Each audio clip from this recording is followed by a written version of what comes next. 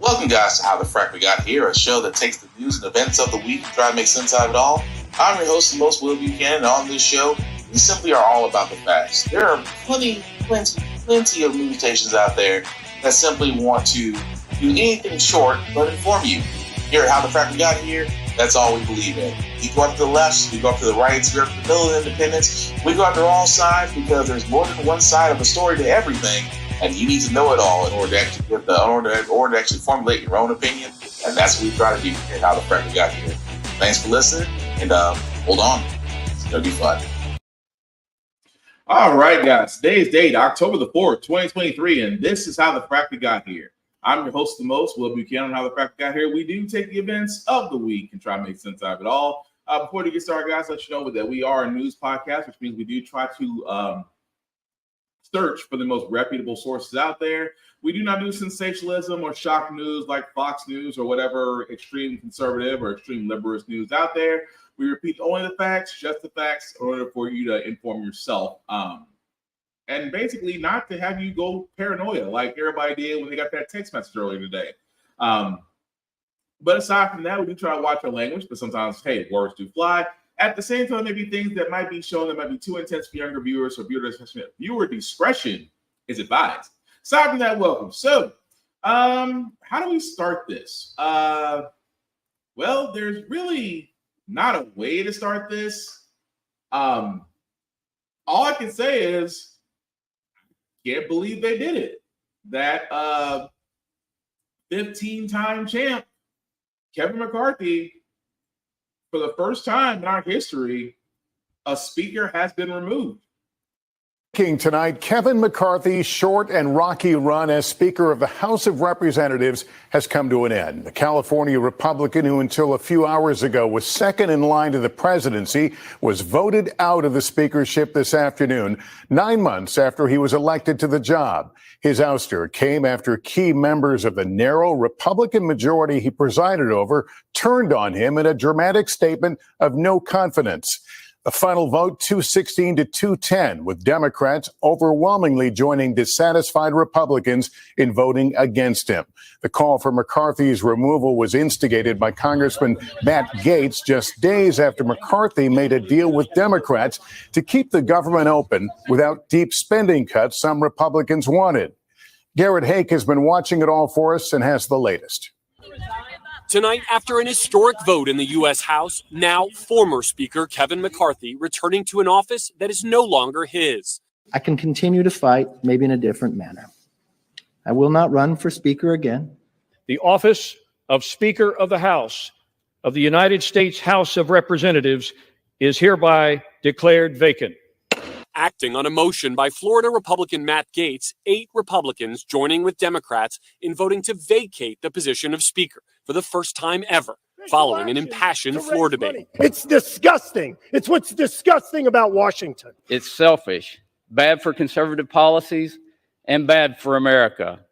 That's why I strongly support Speaker Kevin McCarthy. There's nothing selfish about wanting a Speaker of the House who tells the truth. North Carolina Republican Patrick McHenry taking over as temporary Speaker. The chair declares the House in recess, subject to the call of the chair. Gaetz declaring victory. It's the benefit of this country that we have a better Speaker of the House than Kevin McCarthy. Kevin McCarthy couldn't keep his word. While McCarthy's allies heaped scorn on the Republican rebels for dividing the party. Matt Gaetz wants to wreak havoc and chaos within the Republican Party. And he's doing just that. And unfortunately, the American people are pawns in his narcissistic game of charades. The seed for Gaetz' challenge to McCarthy was planted in January, when the Florida firebrand was the last Republican holdout to oppose making McCarthy Speaker, eventually switching his vote to present on the 15th ballot. After McCarthy worked with Democrats to temporarily delay a government shutdown this weekend, Gaetz vowed to try to remove him, with McCarthy saying today, I think Matt has planned this all along. It didn't matter what we transpired. Projecting confidence even as he arrived for the vote. Look, I'm an optimist because I think there's no point in being anything else. The narrowly divided House left Democrats an opening. Would they intervene to save a leader many despise? That just nobody trusts Kevin McCarthy. Nobody trusts Kevin McCarthy. Nobody trusts Kevin McCarthy. And why should we? after a 2-hour meeting, the Democratic leader announcing they'd stay out of the GOP's civil war, but vote against McCarthy. And Garrett joins me now. Garrett, what happens now? So what happens next? The House has to select a new speaker, and soon. But members have been told there are no more votes this week, meaning any new speaker would come next week as House Republicans try to plot a path forward for their fractured party. Lester? Garrett Haig, thank you. Okay, so let's just stop there for a second because, again, this has never happened in the history of the United States ever having a Congress. No Speaker of the House has ever had a vote of no confidence, and it passed. So, again, that part right there is not only history making, but wow, that Matt Gaetz of all people is going to talk about, we need a speaker who's honest. Well, I want a politician that doesn't mess with anybody that's under 18. I'm looking at you, Matt Gaetz. But it's also crazy because I've said on this podcast many times, the one thing about the Republican Party, although they don't stand for anything but old white men, but the one thing they always used to do was toe the party line. Oh, it was a mob. If you went against the mob, you were excommunicated. Don't believe me? There's plenty of people out there that went against the Republican wave, even when Trump was president, only to find themselves out of office, or outvoted, or ran against. There's plenty of them out there like that. But it's crazy that Kevin McCarthy, again, this is a man who was literally put up 15 times to be elected House Speaker. Matt Gaetz, Lorraine Bobbert, Marjorie Taylor Greene, and the rest of the crazy idiots out there were all against him because they felt like McCarthy wouldn't stand up for their principles. They wanted deep cuts. This is actually where it all stems from, is literally from the government shutdown that just got pushed back for 45 days. That Matt Gaetz and so many of his other MAGA Republicans wanted deep cuts to the spending because, for Republicans, it's always been, well, Democrats always spend. They don't ever think about who pays all this. I think secretly they're talking about themselves because Republicans have always tanked. And again, feel free to call me out on this. I don't think I'm wrong, though, because facts and history prove me right. That in every Republican administration, the economy has taken major hits, major cuts, and it's taken 2 terms of a Democratic administration to right the ship. It's been that way since the beginning of history. And since Trump decided to do what he always does, tanks everything and then tries to bankrupt it, well, that puts us in the situation we are in now. Now, why am I talking about this? I'm talking about this because Matt Gaetz and others, when they elected Kevin McCarthy, were all saying that, hey, when it comes time to, we want 2 things to be done. We want Biden impeached. We want you leading it. At the same time, we want to cut the budget. What we want to cut is things that actually help people, not what helps the rich or corporations or things of that nature. We want to cut benefits. We want to try to get into Medicare. We want to privatize education. We want to wreck everything because we believe it's bad and we believe we can do better. Kevin McCarthy, I guess, agreed. That's going to be the House Speaker. But, he was put in an impossible situation if you think about it. Because just last Saturday, if they didn't get a deal done, the government would be shut down, which means that government workers would be furloughed. Although Social Security payments will still go out, there's a lot of government services like childcare, SNAP, benefits, things of that nature that would get halted if the government shut down. But politicians on the Hill, politicians in the Senate, and politicians in the House would still get paid. Which is the one that I keep bringing up with people, that for a government shutdown, you do know a senator or representative still gets paid. But not the government workers, not those who get SNAP benefits, not those that get cash payments to actually help them pay for certain things. Those things stop. But it amazes me so that no one ever sits there and wonders that politicians still get paid in the middle of a government shutdown? Yep. And now, we're just another 45 days away from another potential talk of a shutdown. And now you remove the one guy who was actually willing to do something because, again, he was put in an impossible situation. Either he would turn around and make a deal with Democrats, or he would side with his party and just say, you know what, we'll let the government be shut down. So you basically bit into our demands. So it was a damned if you do, damned if you don't situation. That also being said, the Democrats were like, oh, well, we could just abstain from this which I thought was crazy because you had Mr. Jeffries, who was the minority leader, sit there and say, "No, we're out of this GOP infighting. We're out of it." Yet 6 Democrats voted yes to a vote of non-confidence. Isn't that just a little weird? 6 Democrats joined the Republicans. If it wasn't for those 6 Democrats, McCarthy would still be Speaker. But it amazes me so that we're still in that situation that I have to ask that question. Like, if Democrats are out of it, then why did the 6 that agreed to vote him out do it? I mean, say what you want about McCarthy. I mean, yes, he's wishy-washy. He's flip-floppy. He went on Fox News and blamed the Democrats right before this vote. He went ahead on anywhere that he can go to. I mean, he was towing the company party line, except when it comes to giving out deals in which, again, his constituents didn't like, specifically Matt Gaetz. And, it brings up the question of what happens now. As you heard from the journalists, they do have to pick a new Speaker of the House, and it hasn't even been 48 hours, and we've already got 2 names. Have 2 official candidates for Speaker, Steve Scalise, who just announced, and Jim Jordan, who already has multiple endorsements in his bid to replace Kevin McCarthy, Representative Darrell Issa, Jim Banks, even Matt Gaetz himself. But Scalise and Jordan are not likely the only options. We're keeping a close eye on at least 4 other potential candidates for Speaker. To break it all down, let's bring in Ali Vitale from Capitol Hill and Betsy Woodruff Swan, Politico national correspondent and an MSNBC contributor. Great to see you both.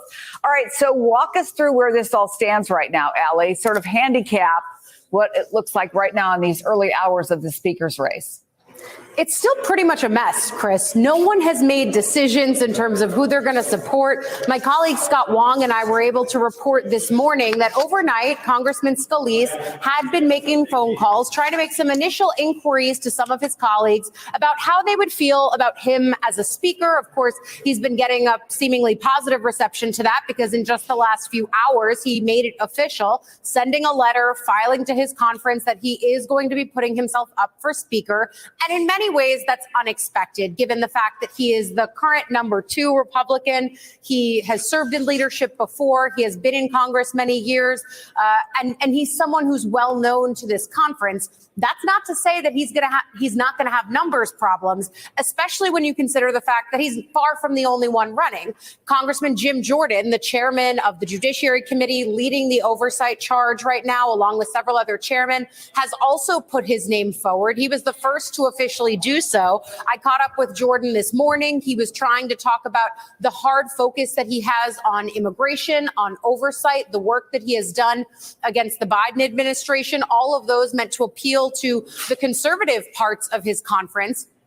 Nevertheless, it might not make him the only one. I also spoke with Kevin Hern, who's the head of the Republican Study Committee, who is clearly weighing his own run here. So they are going to have a lot of options in terms of who they could turn to next. Really, this will come to a head early next week, though, Chris, because starting on Tuesday, they're going to do basically some closed door pitches to their colleagues, the people who are actually running for speaker. Then come Wednesday, they'll do a vote behind closed doors. We've seen them do this before. They actually did it with McCarthy and the rest of the leadership slate at the end of last year before he officially was voted during those 15 ballot rounds to actually be speaker. So this is actually, as far as you can say about these unprecedented times, business as usual for how they should select a new speaker. But I think it's going to be slow. I think it's going to be chaotic. And I think it's going to be a shit show. That it really will be. Steve Scalise, that man just, if I will tell you something about Steve Scalise real quick. Scalise. If there was ever a person that screamed company man, that's him. Whatever Republicans want, he'll do it. No problem. Jim Jordan, a man who believed that the FBI was being weaponized against President Trump and has a raging hard-on for Hunter Biden. Yeah, that guy. Let's not also forget his little participation in Benghazi.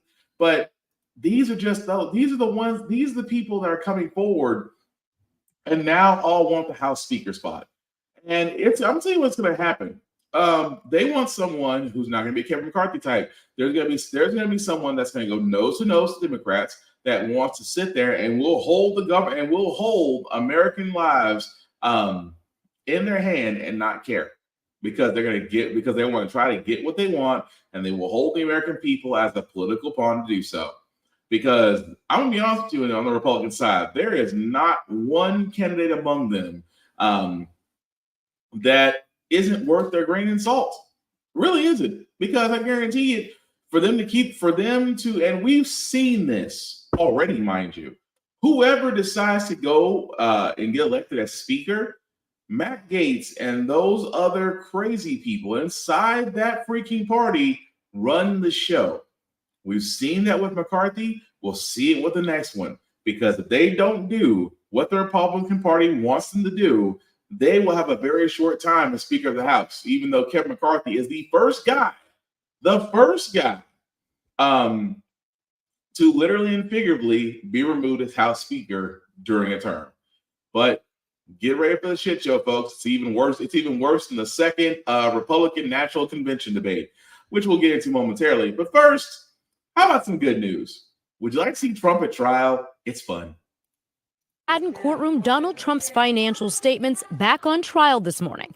But it's Mr. Trump's increasingly inflammatory comments and social media posts outside of court that's landing him in hot water with the judge who will decide the penalty for his namesake company, found liable of engaging in brazen financial fraud. This trial is a rigged trial.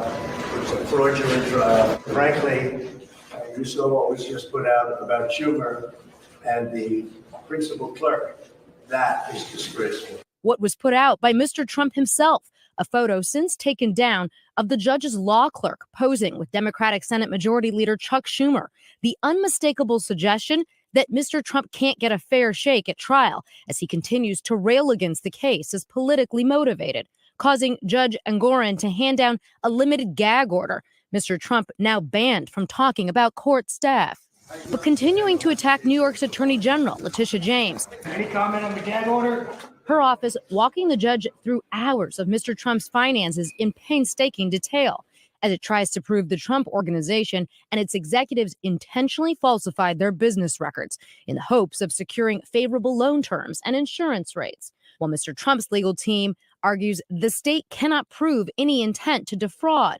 Yet on the witness stand, Mr. Trump's longtime accountant at Mazars admitted that the Trump organization didn't provide his firm with all of the necessary records to accurately complete the financial statement so central to the case. That is the defendants and the defendants alone who provided the numbers, the data, and the false valuations. Also central to the case, the Republican presidential frontrunner opting to step off the campaign trail back in court today, saying he too will take the stand. Mr. Trump, will you be testifying? Yes, I will. At the appropriate time, I will be. Now, in reality, Mr. Trump's testimony is still weeks away here. The next major witness to take the stand, likely his company's chief financial officer, who went to prison briefly for tax-related crimes, and Mr. Trump has said was helping to prepare the financial statements that are so contested in this case, guys.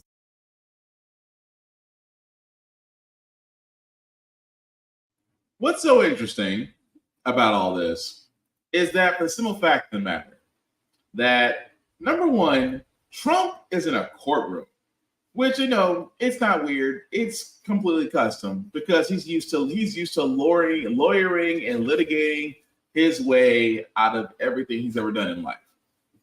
But for once, he actually has to do what the judge wants him to do. Shut up. Considering the fact that this is a $250 million civil fraud trial because his business was a little bit funny on the books.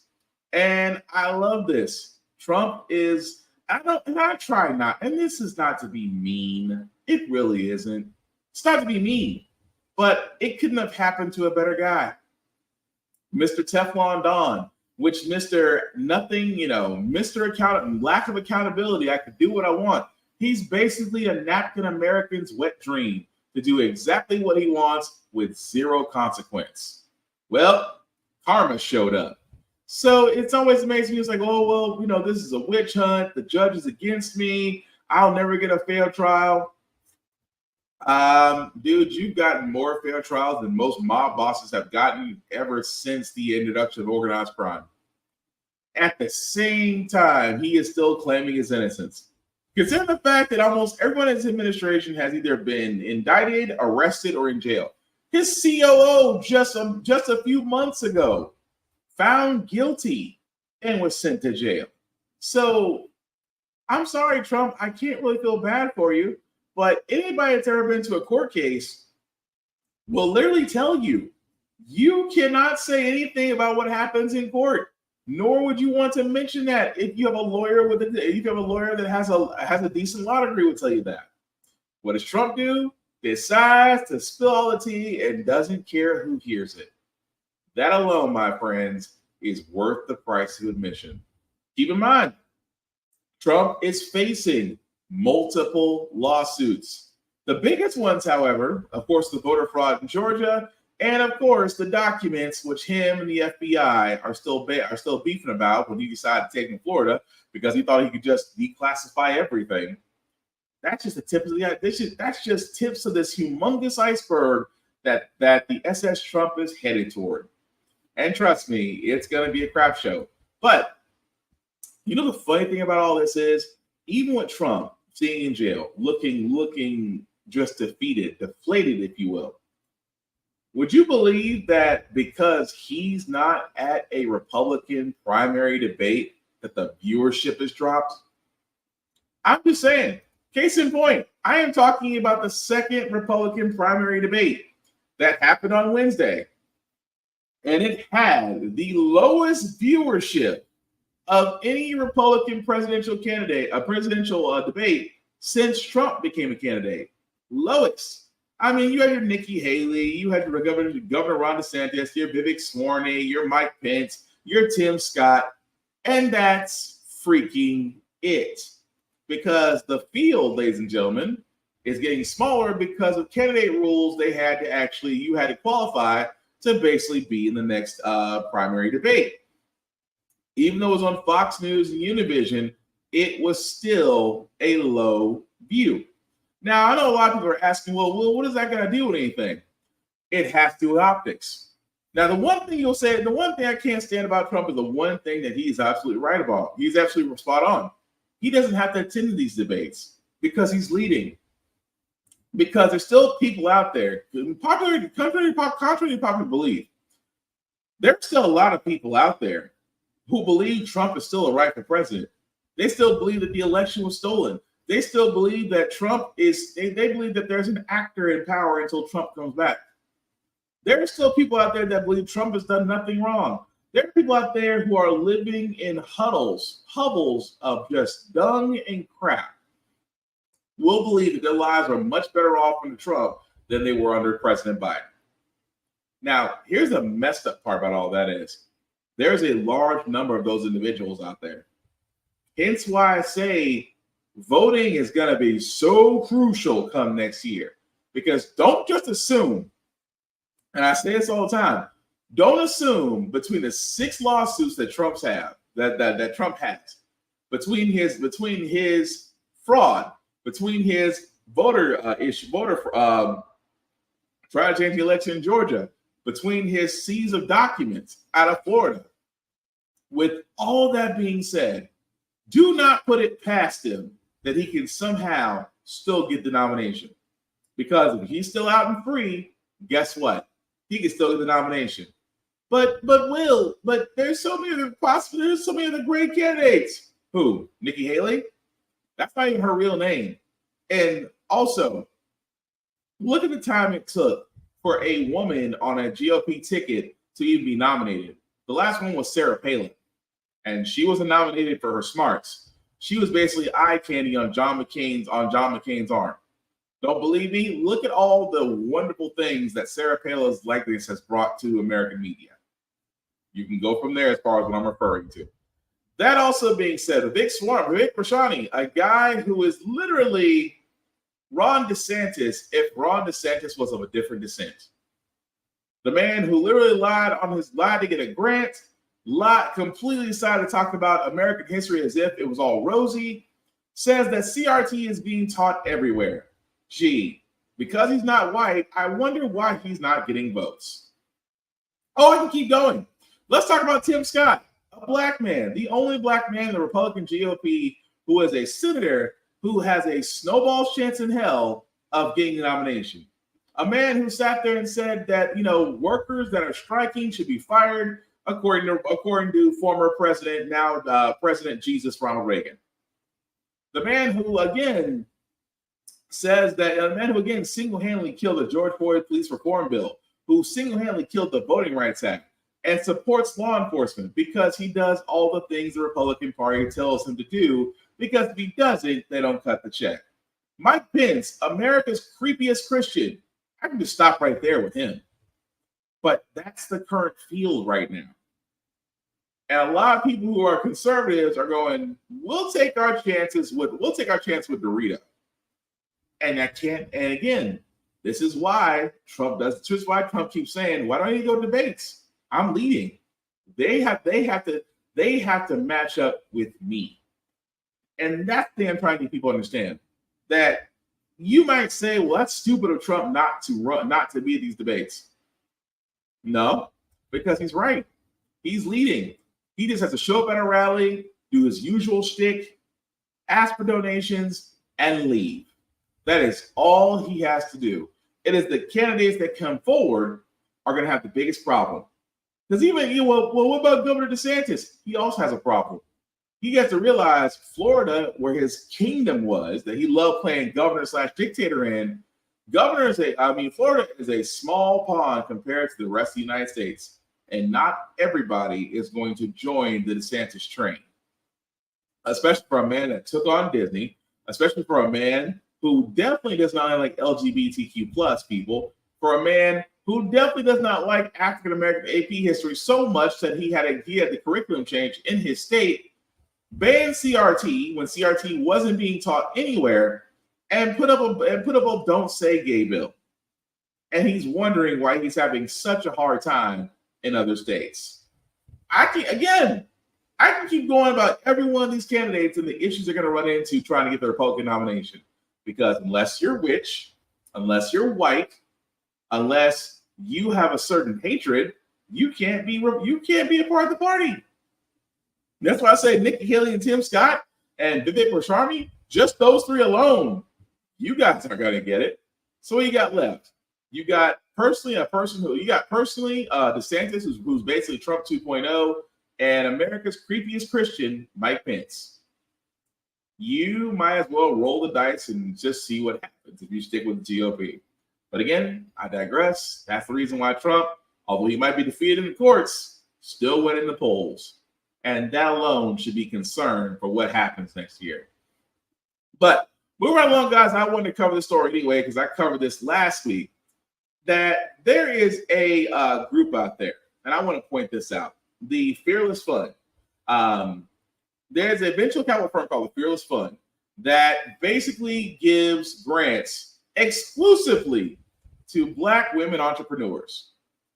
Now, a white man had a problem with this. Go figure. That even so much that he tried to cite equal rights, that, he tried to cite a certain section of U.S. code that says that equal and fair treatment must be given upon all. Now, I thought that was crazy at first because, well, the first judge heard this and was like, man, get the fuck on. Threw out the case. Well, unfortunately, he did find a federal appeals court that did block the grant for this as it's being looked into. Now, again, I keep talking about the Fearless Fund because for people of color, you should know this. Because, again, if you are a Black woman or just a minority in general, it is very hard to start a business in America. It really is. Don't let social media fool you, especially with things that you're trying to do as a person of color. And that you have equity firms like the Fearless Fund who are basically trying to help Black women, specifically Black women, but helping people of color. But it is funny to me that the man who decided to push this basically cited U.S. Code 1981, Section 42, is what he tried to say that they violated.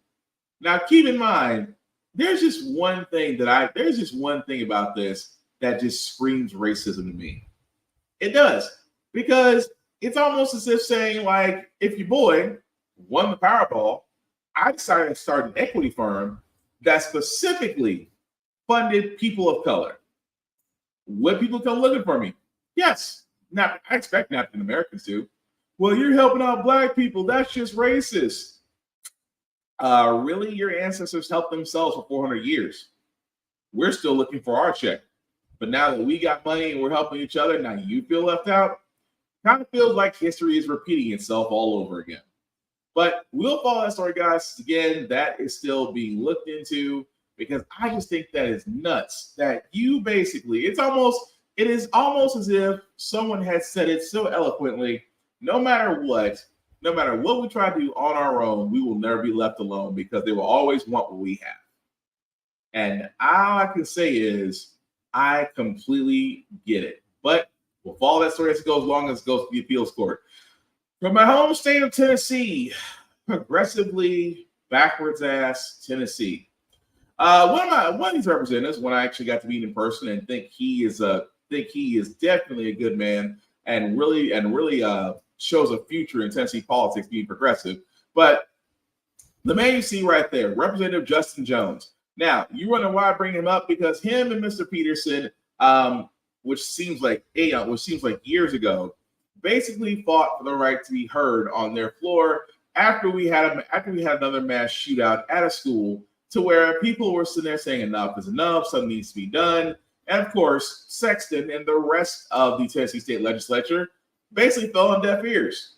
Now, why am I bringing this up? Because Representative Justin Jones, a very eloquent, a very intelligent speaking young man, is basically saying that he is not being heard. Imagine being paid to do your job at a state legislature, where the house that you all reside in, to basically talk lawmaking and discuss things of that nature.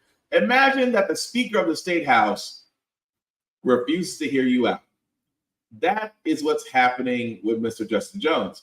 Because keep in mind, him and Mr. Peterson were expelled at one point because of the fact that they spoke out against gun violence and pretty much called out everybody in the chamber, as they should have, only for them to win their seats and come back.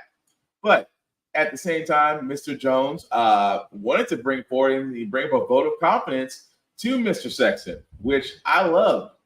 He sat there and tried his hardest to bring it to a point of order, in which they did not. Actually ignored him at some point, even tried to get him to be silenced during their congressional sections. Congressional session is the word I'm looking for.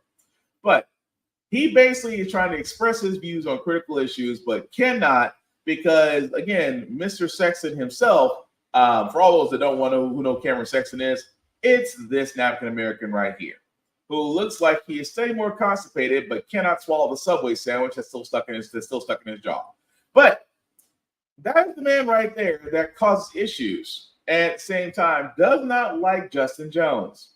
Judging by how he looks constipated, I can only think of one other reason why he does not like an intelligent black man: jealousy. But just from a joking standpoint. But no.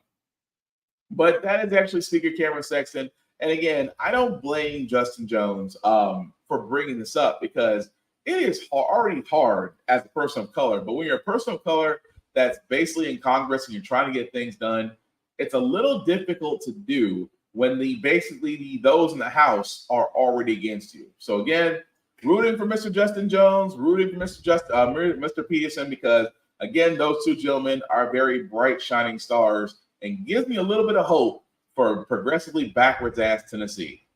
But hey, they'll still play Rocky Top to death. Trust me, I hear it all doggone day. Anyway, moving on to the strikes, because there are a few. We do want to catch up with the auto worker strike, because it is definitely both sides are digging in. And again, if you're trying to buy a vehicle, if I were you, I'd wait. Workers says there's still a long way to go before the union reaches a possible deal with car maker Ford, despite Ford saying earlier in the day that the two sides were making significant progress. While the union chief says they are far apart on core economic proposals around wage increases, retirement, health care, job security amid the industry's transition to electric vehicles. Well, the UAW again expanded its strike against GM and Ford on Friday, with thousands more workers joining the picket lines at factories in Illinois and Michigan. And so nothing's changed from day one of where we stand and what we expect. It's unfortunate the companies chose to wait almost 7 weeks to get serious about bargaining. They've put themselves in this position. So, no expectations haven't changed. Our demands haven't changed. And, we're bargaining hard. We've been there every day. Well, meanwhile, the union says negotiations are progressing with Stellantis. In total, more than 25,000 workers are striking across all three automakers. So again, there is no other way to say this, but this has become we went from hot labor summer to now you about to run your pockets winter. Because again, I said this multiple times on this podcast, the Union Auto Workers is one of the biggest unions in the United States, well over 150,000 members. That's the one group of people you do not want to tick off. Not if you care about your business. Not only do you care about your business, but your dealers, your part suppliers, that entire supply chain is taking a hit right now just because those workers not being online and producing those cars is costing these companies billions. Now, you guys have already heard, because I did play from the two CEOs of Ford and General Motors and the one CEO from Stellantis, because I guess that CEO couldn't be bothered, and they all sound the same. We tried to give them this, we gave them that, we tried to give them this, and it fell on deaf ears. So I get the strike, and I get unions. I am definitely for unions. I will never stop stressing this, to always be a part of a union, because you get more as a group than you do by yourself. And again, it's kind of funny. One core person said that nobody wins in a strike. Well, that's bullshit. Somebody always does. Hence why the strike stops. We have seen anytime there is a strike that those who are in a union win 98% of the time. I mean, look at UPS. UPS over the summer simply wanted more pay and air-conditioned trucks. If you ever see a UPS truck, it is missing air conditioning. Those guys drive by with the doors open just to get air. And a metal box truck in a summertime is not freaking easy. And not only that, they sat there and said, well, if we don't get this, we're all walking.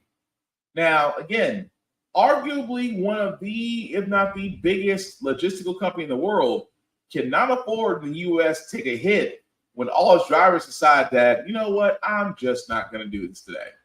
They can afford to take the hit. So what do you think they did? They upped their pay and gave them their trucks. Nurses, teachers, restaurant workers, hospital workers, they're all striking because you know why? It's getting to a point in America where we have to address the elephant in the room. That 1990s pay is not going to work in 2023. That everything going up in your paycheck, food, cost of living, rent, mortgage, gas, utilities, all that mess is going up.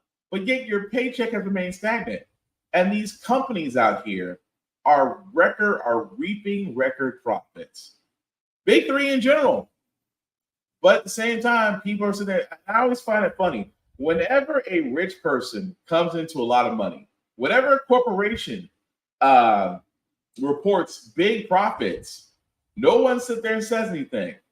But when your average everyday worker says that, hey, we need more to survive, we're not asking to be millionaires, but we would like to work a job where we are sustained, where it's just one job like it used to be, where you can sustain yourself and your home and a car and your family.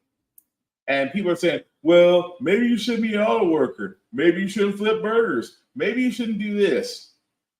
Those people I always shake my head at, because there's no such thing in this day and age as a low-bearing menial job.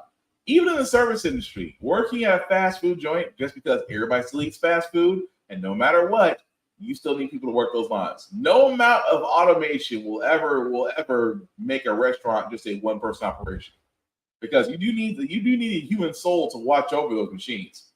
At the same time, you still got to pay them, and that $9 to $10 an hour, that shit just doesn't fly anymore. And it's time we're honest about that. Even more so, here's the reason why I say I don't feel bad for these big three companies, because currently GM, because of the loss of money that they've reported a loss on, just secured a $6 billion credit line. $6 billion with a B. That's what GM has right now, because they said that their cost of those strikes are going over millions. And yet GM is able to go out to JP Morgan and get a $6 billion credit line. Please, oh please, tell me why I should feel bad for the big three. Why should I feel bad for them when they can literally get a credit line that could pay off maybe a tenth of student loans? Tell me why I should feel bad for companies. That's all I'm saying. But with the United Auto Workers out there, they're not the only ones striking. Kaiser Permanente is about to feel the heat as well. Permanente are launching a 3-day strike, the largest healthcare strike really in U.S. history. Kaiser is the largest medical group in the entire country, serving nearly 1.3 million people. The employees striking, well, they make up 40% of Kaiser's total staff, impacting their facilities on the West Coast, mostly in California, in Virginia, and on the East Coast, Washington, D.C. NBC News correspondent David Noriega joins us now from just outside one of their medical centers there in Los Angeles. David, it's good to see you this Wednesday. Look, how close are both sides to actually making a deal? You know, it depends on who you ask, Morgan. Kaiser says that they're actually very close to the union on some key issues. The union says Kaiser is not even negotiating in good faith, in some cases not even showing up to the bargaining table. That's why they're out here today in force. I want to show you, this is a very long, you're only seeing a small part of it, but it's a very long, very loud picket line. Just at this facility in LA, you have 2,000 workers. They say there are severe understaffing problems and the Kaiser is not paying enough to make up for them. Kaiser says they already pay better than all of their competitors and that the workers should make do with what they're already making, essentially. Now, we spoke to a union member who says that in an industry that's in crisis, better than average is just not good enough. Here's what he had to say. Well, that just means that they suck less. That does not mean that they're doing better. They just are not as bad. And for us in labor, that's not good enough for our patients. So Morgan, you can think of this 3-day strike as sort of a warning shot to Kaiser to force them to come back to the table with what the union says needs to be more serious willingness to come to an agreement. What happens from here, we'll have to see. Morgan? And we're talking a lot of frontline workers here, David. I mean, these are workers who include nurses, technicians, janitors in the building, the people who really ultimately keep this hospital running. So what is Kaiser ultimately doing to make sure their doors even stay open during the strike? Yeah, so you forget how many people are involved in making a hospital like this run, right? You think of doctors and you think of nurses, but there are tons of other job positions that keep a place like this operating from day to day. The answer to your question is Kaiser is bringing in temporary non-union workers. That means the hospital stays open. People can still come in to get care, but those people aren't familiar with the systems, the machines, the processes. This is going to be, no matter what, a very disruptive strike. And that's the whole point. Strikes are not meant to be comfortable. But again, Kaiser Permanente, a healthcare company, 75,000 workers decided to go on strike. I will say it once, I will say it again. It never ceased to amaze me that when you break down the basis of a strike, it has always been the same 3 things: pay, care, and really just extend more benefits. And I get it. Workers are saying we don't want to be paid like millionaires, but we want to be able to work we want to be able to work a single job and be able to cover everything. We're not asking for millions, but we're asking for a sustainable living wage. This is why I keep on saying, guys, when it comes back to everything, if you look back at the minimum wage and wonder why are we still at $7.29 an hour, even though some states may have bumped theirs up to $10 to $15 an hour. But even then, by 2023 standards, that's still poverty wages. The whole point of the minimum wage back then was designed that you can get paid at the bare minimum, but still be able to have a home, a vehicle, utilities, and food on your plate. That's what minimum wage was designed for. The fact that companies have basically been draining the cow dry to the point to where now folks are saying, okay, you're going to strike. And corporations and companies out there are just like, oh, well, you should just work because you should be happy with what you have. Because that's what some corporations have. They have this 1970 Ronald Reagan bullshit theory. Oh, well, if you don't want to work this job, there's plenty of people out there that will. Oh, you want to get paid this? Well, why should you get paid this? Why do you want leave? You're just pregnant. Why don't you just have the baby and come back? It's that mindset. It's that mindset that we should be concerned about, that in 2023, a lot of companies still have. And yet they wonder why people go on strikes. That 3-day strike, Kaiser Permanente, is going to be a lot longer than 3 days, because if we've noticed anything, they simply just don't give up. They continue. But we'll follow that story as it comes along. Well, if you're like me and you got student loans, well, unfortunately, I have some bad news. The payments are starting back up. Well, after 3 years of a pandemic pause, nearly 30 million Americans are back on the hook for their student loan debt. The pause lifted and set in stone after the Supreme Court struck down President Biden's attempt to cancel student debt for millions of Americans. Our Elizabeth Schulze joins us now for more. So what do borrowers, Elizabeth, actually need to know about the restart of this payments? Probably some of them, maybe many of them, not expecting this. Well, and it's been a long time coming, 8 extensions of the pause, Kira, and here we are, October 1st, it's officially done. So that means 28 million borrowers who have federal student loan debt are now on the hook for those payments at some point over the course of this month. Generally, on average, the payment for the borrowers is between $200 and $300. So this will be a strain on Americans' budgets. And we've been talking to borrowers who talk about how this is something on top of inflation and rising interest rates. This is an additional headwind for their spending. So a couple important things to know. First of all, most borrowers should have already gotten a notice from the Education Department 21 days before their bill is due. If you still don't know when your bill is due, you should go to studentaid.gov. You can find out who your loan servicer is there, and you can find the exact bill's due date. And then important to know, there are a couple other steps right now that are trying to kind of ease borrowers back in, Kira. For example, there's a 1-year grace period on some of those loan payments. That means that if you miss a payment, you're going to be okay for a year, but you are going to still have interest add up on your loans. Interest was also frozen during the pause, and that's now adding up, and it does add up really fast, Kira. So you spoke with a few people impacted by the end of the pause. What did they tell you? You know, this was, we wanted to get out and talk to borrowers to see how did they change their spending and their saving over these last 3 years. When you're talking about the difference of hundreds of dollars every month, where does that money go instead? And what a lot of borrowers said was they were able to have a little bit of a financial relief. They had the question of, could they pay their bills? They weren't as worried. And, you know, Sarah Wood, she was one of the borrowers we spoke to. She's a mother. She has 2 twin daughters. She has twin daughters in Denver. And she has $180,000 in student debt, Kira. Here's what she told us about what that number looked like and what it meant during the pause. What does that number mean to you? It's this thing that I am probably the most ashamed of in my life. We have to think of and we have to budget for every day, and we have to budget for the future consequences of this loan every single day. You need to live in a house, you need to pay groceries, you need to eat, and then from there on, you kind of have to figure out where to skimp and save. You know, a lot of borrowers understood that. They say that they get why there's been backlash to the fact that this pause was in place, that there's a feeling among many Americans who said, I already had to pay my debts. It's time for these people to pay their bills too. And Sarah, for example, said she gets that argument, but said this should be a conversation around broader reform about the cost of tuition, about these interest rates. How can we better educate people so that they don't find themselves with so much debt that ends up affecting their investments and their savings for their own kids too?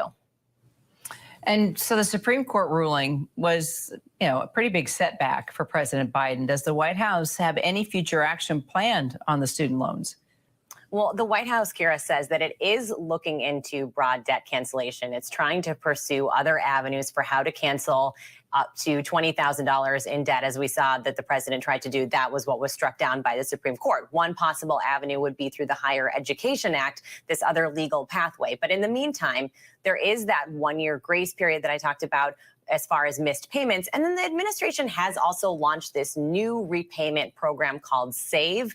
And this is an income-driven repayment program. Specifically, it could help lower a lot of the monthly payments, especially for lower income borrowers. So there is a big push from the Education Department to try to get borrowers to go on, see what their payments would look like under this new plan, see if you can qualify for those lower payments and lower interest rates as a way to try to cushion some of the blow, especially if you've been struggling to throughout the past couple of years, Kira.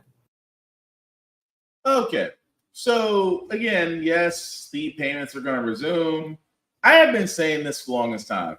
I don't usually use the word hate a lot, but I hate when folks turn around and say, well, I was able to pay back my student loan debt. Why can't you? Well, if you couldn't make the payments, why did you take the loan not to go to college? You should have sat there and did something else. I hate that argument because not only is it just beyond the point of expiration, because I feel like I got to keep repeating myself. Number one, everybody's situation is different. Sure, you might have went to the Armed Forces, got a GI Bill. Sure, you might have had parents that saved your education. Or you might have had an inheritance to where you could sell some land or something to where you could go to college. Yeah, you can go to college debt-free. Not everybody has the same situation you do. Some people saw it as their only way to get to college. Because again, we have been saying this a long time. A certain generation out there was told, hey, to get the great jobs, get this career, you got to go to college, you got to get a degree. They didn't talk about the trade. They didn't talk about the trades that much. Although I wish they did. They didn't talk about credit that much in schools, although I wish they did. They didn't talk about finances in schools as much, but I wish they did. Now, what I'm saying is that perfect storm led a lot of kids who were definitely college bound, who believed with all the intention that they were told. You'll land a great career, you'll be making lots of money. Just think of it as an investment in yourself. See, it's amazing how we keep on saying, how do we inform people of this so they can avoid these pitfalls? When we should be asking, how are these banks and other government-funded programs allowed to talk to 18-year-olds about life-altering decision-making and at the same time not consider it predatory lending? How? That's all I want to know. How? Well, they're 18, they're adults. You want to know what I thought of as 18 as an adult? That I could go to McDonald's and get as many cheeseburgers and fries as I want and no one can stop me. Does that sound like a mature adult that is completely okay with making life-altering decisions? I think 40-year-old me will look at 18-year-old me and go, no. That dude just wants that man wants 3 double quarter pounders and you want to sign him up to a $40,000 college loan with a ridiculous APR? And banks will be like, yes. Because you know why? Banks don't see students. Banks see those who they are stuck with for forever paying customers. Because not only do you got to count the interest is the killer, then the principal.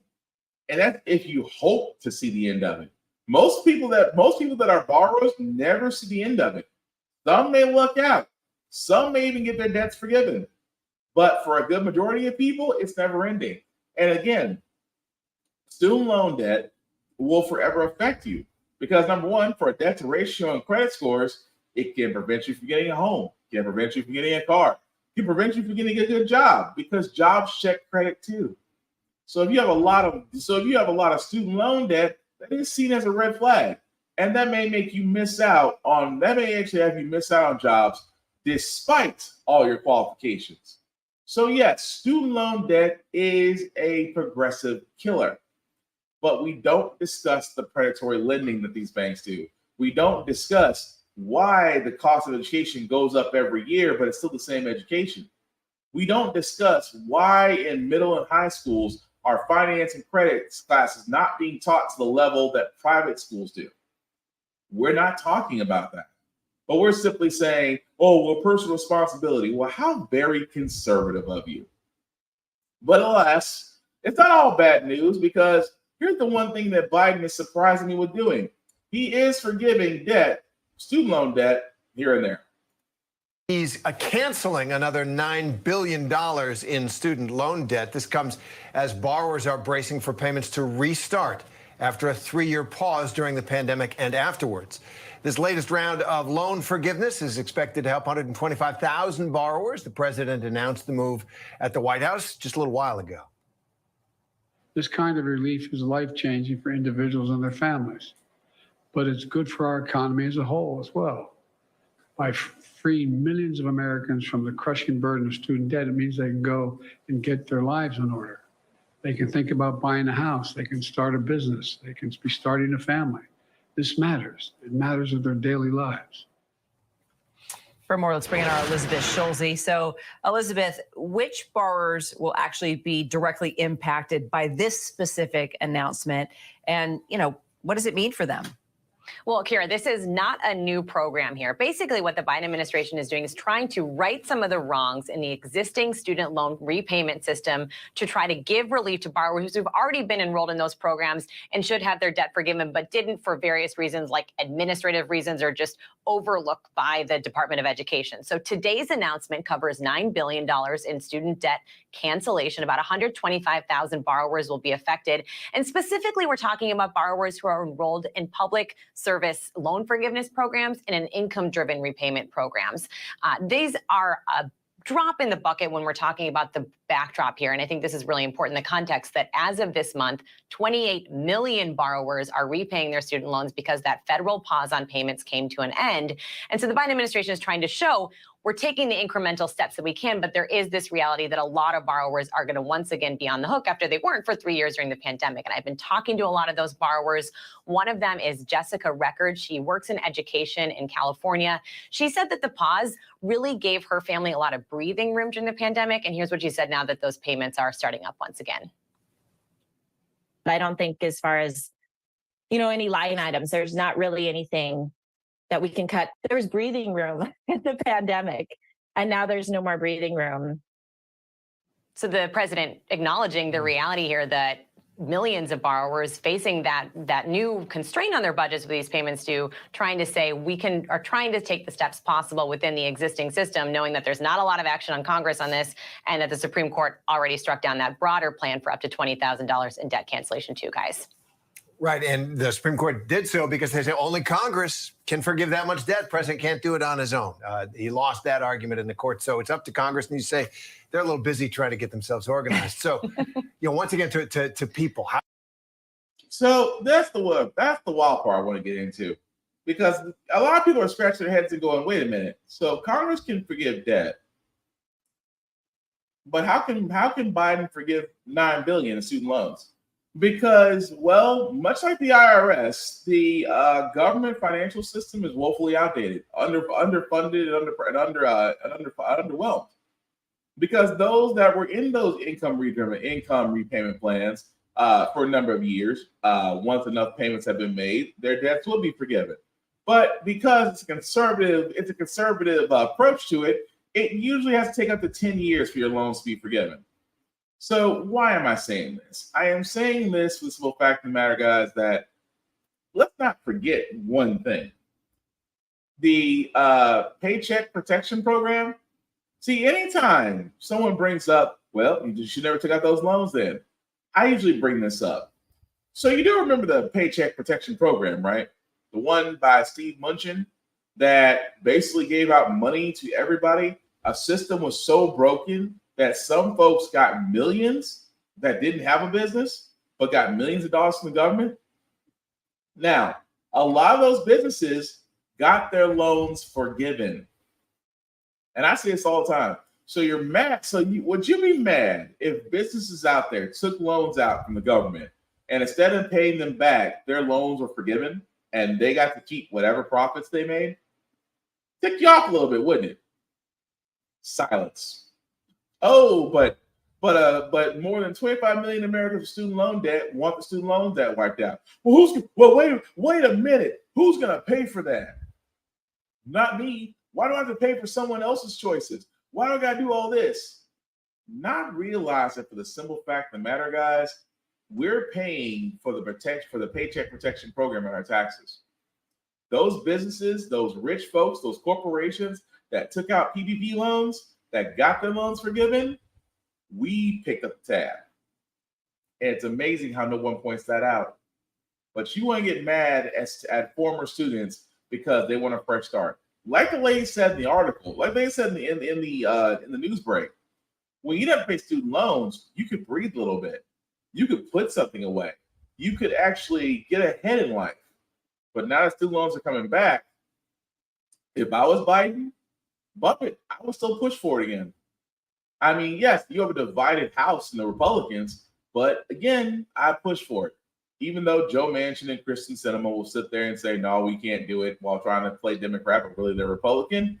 But again, push for it, because it makes no sense that in this day and age, Americans just simply cannot get a break. But unless you're a business, unless you're rich, or you're a firearm, you get no protection from the U.S. whatsoever. That, my friends, is terrible. But the last story I got, guys, before we go into our Feel Good News segment, imagine, for the simple fact of the matter, of technology. It's great, right? Facial recognition is great. To a certain extent, until you're falsely accused of something that you didn't do in a state that you've never been in, and that law enforcement is ever so helpful to people of color. And yes, I'm being sarcastic. I was headed to my mom's house for Thanksgiving to celebrate with my family and whatnot. And on my way that way, I got pulled over by the police. I didn't know why I was being pulled over. When I asked why, they told me I was being pulled over for a warrant, and they just continued to ask me my name. Once they verified it was me, they pulled me out the car, and they locked me up, and they told me that I had a warrant, and I asked them for what and from where. And they told me that I had a warrant out of Jefferson Parish. I asked, where's Jefferson Parish? Because I had never heard of that county, and then they told me it was in Louisiana. Then I was confused because I have never been to Louisiana. But also when they told me that my warrant was for theft, I was confused as well too. I was just locked up for the next week. I asked them, why was I being locked up, or what is it even saying that I did? And then they just kept telling me that it was out of their jurisdiction and they didn't really know. So I basically just had to wait until Louisiana officers would come get me, and then I would have more details. I was finding out that I was arrested for a physical theft, actually, not like something that happened online. So I found out that I was supposed to be arrested for something that I did in person in Louisiana. I found out that it happened through a video, and that they looked at the video to try to recognize who the people were. Ron had a lawyer based out of the Baton Rouge, Jefferson Parish area. When we called him about this case, he said, hey guys, I think I know what this is. I'm not sure, but I'm pretty sure I know what it is. He said, what y'all can do is send him some pictures of Karan, and let him go down and speak to a detective and speak to someone he knew on the force.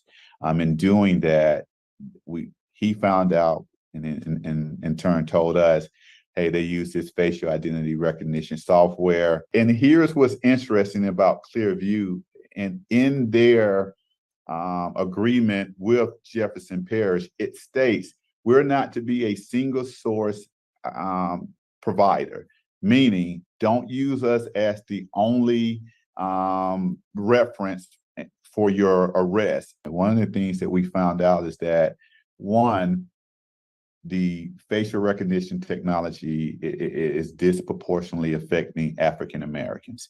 And that's noted, that's researched, everybody, it's in the documentation.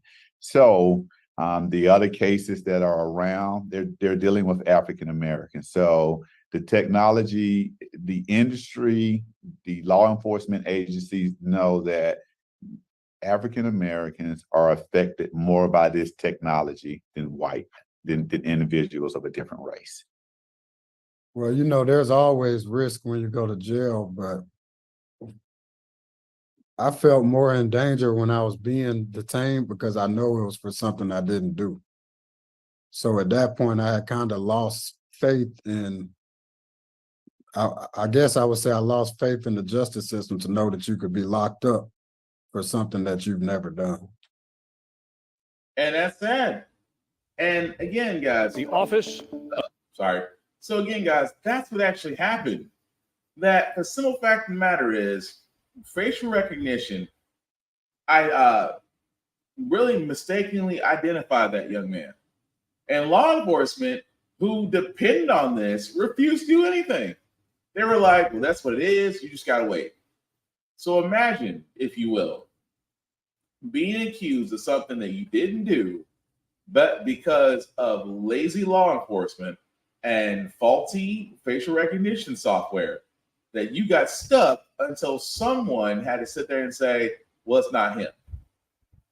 This is why I sit there and say, when that happens, and I hope it never happens to anybody, especially people of color.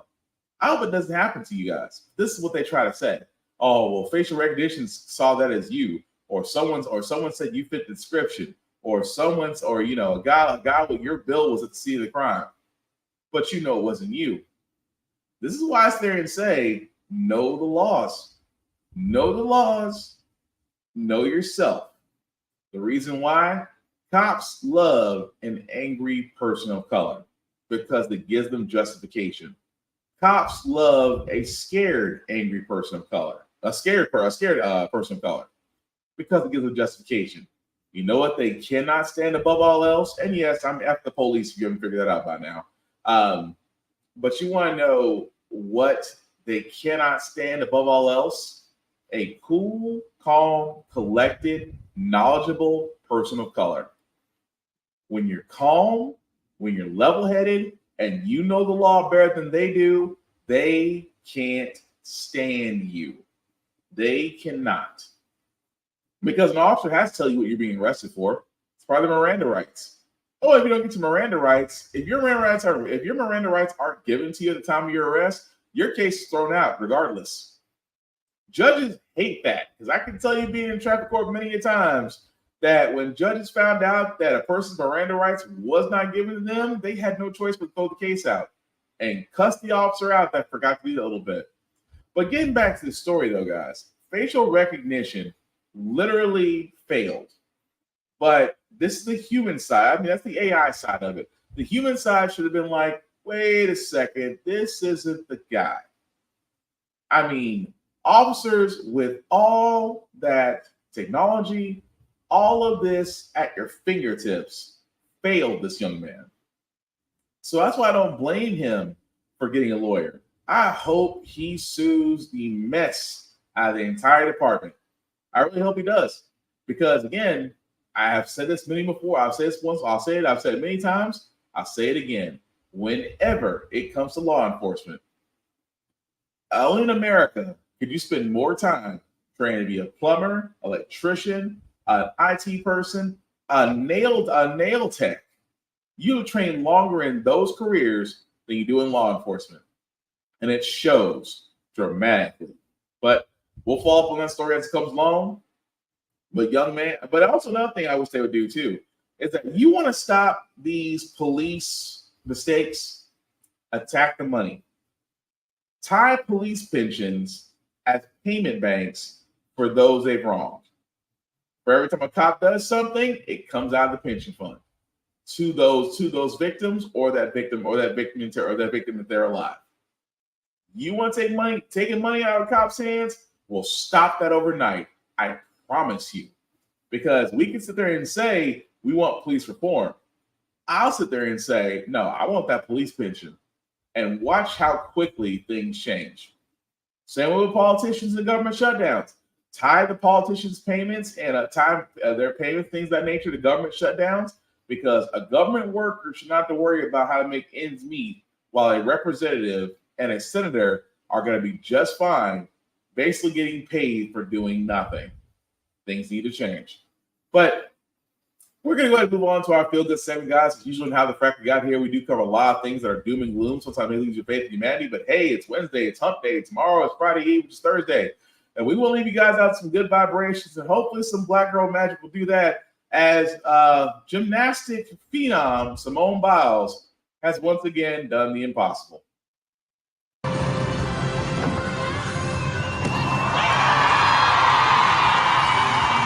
All right, that's history right there. You're looking at it, 7:30 new history from the always amazing Simone Biles. That vault that you just saw right there, it's called the Yurchenko double pike. And yesterday, Simone became the first woman to land it at the World Gymnastics Championships.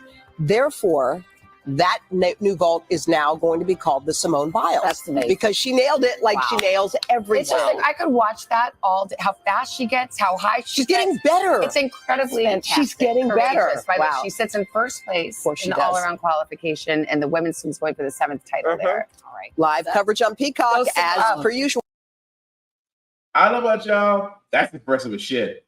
That's not only Simone Biles, which by the way, this is the same gymnast. This is the same woman that was so talented, was so good that she had to get halted in half the things that she does. She had to be restrained. That is saying a lot.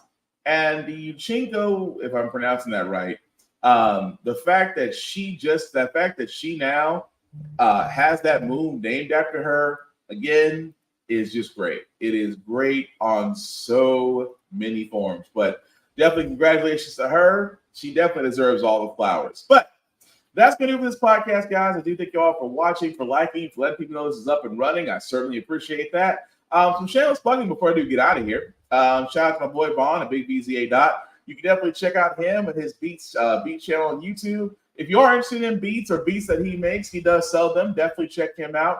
Big BZA Dot on all social media.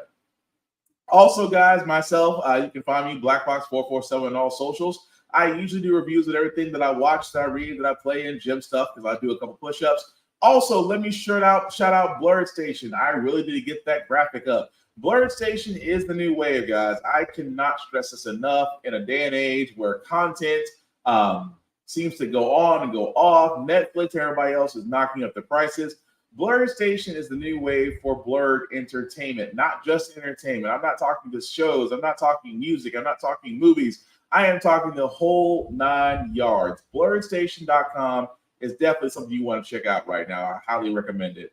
Also, my link at the bottom, guys, I'm going to get this a little bit bigger for you guys to see. If you copy and paste that link into your browser, we'll take you to my link tree that has the YouTube and Facebook groups for all my podcasts. How the Frack got here, Get Bit, of course, Offense Podcast. Definitely like, share, subscribe. Let me know what you think. The only rule I have about conversations, guys, keep it clean and keep out the facts. Again, we're not always going to agree. We're going to agree on something, but we also have to make sure that we can agree to disagree. And of course, let the facts speak the truth, not the fact of what you believe out of your basement or whatever was on Fox News or The Blaze. But again, healthy conversation, guys, is all that I'm asking. Aside from that, guys, we will hopefully be back once again, back here on this wonderful stage, whether it be depending on Mark Zuckerberg does not decide to get rid of us or YouTube decide to get rid of us.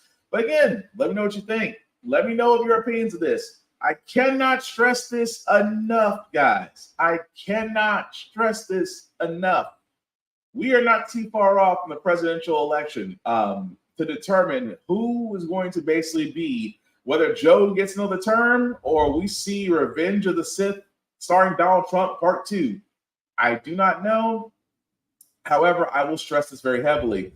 Get involved and get informed, not just of the federal national landscape, but your local areas too, your local governments, your state governments. Get involved, get to know the candidates, see who actually drives their values, and then go vote. I cannot stress that enough. Go vote. Your votes matter. If nothing else, Georgia's special election should have proven that votes do matter.